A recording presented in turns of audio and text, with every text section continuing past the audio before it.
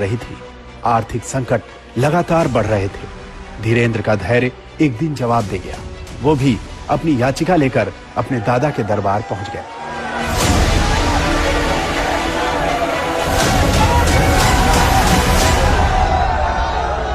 हमारे पिताजी कुछ करते नहीं थे। भूख की स्थिति में दादा गुरुजी का फक्कड़पन था। वो परिवार से नाता तोड़ा, मतलब तोड़ा।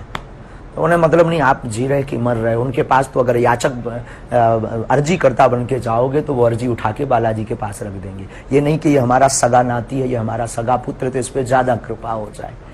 हम भी गए सबकी भांति। हमने भी अपनी विपदा कही कि 3 दिन हो गए हैं, कुछ खाने तक को नहीं है घर में। रहने का 16 बाई 12 का कच्चा मकान, वो भी बरसात में खाट के पलंग के नीचे सोना पड़ता है। बारिश की बूंदें गिरती हैं। कब तक ऐसी जिंदगी जिएंगे? कुछ नहीं तो एक ऐसा कुछ कह दो, कर दो, भोजन ही चलने लगे। जिंदगी में कुछ नहीं तो पिताजी कुछ करने लगे, ऐसा कुछ कर दो। गुरु ने बस बाहें पकड़ी। अवस्था 10-11 वर्ष की थी।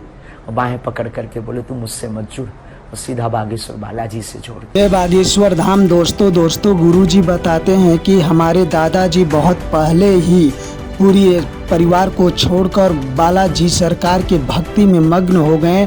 और जो भी प्राणी व्यक्ति आता था अपनी अर्जी को लगाने, तो दादाजी उनकी अर्जी को बालाजी के चरणों में लगाते थे। और गुरुजी बताते हैं कि मैं भी बालाजी सरकार के चरणों में गया तो दादाजी वह सबको एक समान देखते थे। ये नहीं कि हमारा नाती है तो इस पर ज़्यादा कृपा हो जाए। गुरुजी बताते हैं कि सबकी तरह मेरी भी अर्जी हमारे दादाजी ने बालाजी के चरणों में रखी। और बालाजी सरकार ने हमारे गुरुवर का हाथ पकड़ लिया और उन पर ऐसी कृपा होने लगी कि कोई भी व्यक्ति आता था तो उसके मन के अंदर की बात को पहले ही भाप जाते थे कि साधना की। और वो यात्रा और ये यात्रा ऐसे प्रारंभ हो गई। 1 साल अज्ञातवास में रहने के दौरान धीरेंद्र शास्त्री अपनी भावी योजना का खाका तैयार कर चुके थे। वो लौटे तो बालाजी की सेवा में जुट गए। 9-10 साल की अवस्था से ही हमने बालाजी की सेवा की। जब बच्चे खेलना सीखते थे तब से हमने हनुमान चालीसा का पाठ, और गुरु ने जो विधान बताया वो मीडिया पर बताने का विषय नहीं है, वो अनुभव का विषय है। कभी आप आइएगा तो उसको हम आपको बताएंगे कि हमने क्या क्या अपने जीवन में मुश्किलों को सहा, कितना हनुमान चालीसा का पाठ किया, रातों भर हनुमान जी के चरणों में बैठकर रोए हैं, रातों भर हवन किया है। उसका ही ये परिणाम है जो आज सनातन संस्कृति का झंडा जगह जगह गाड़ा जा रहा है।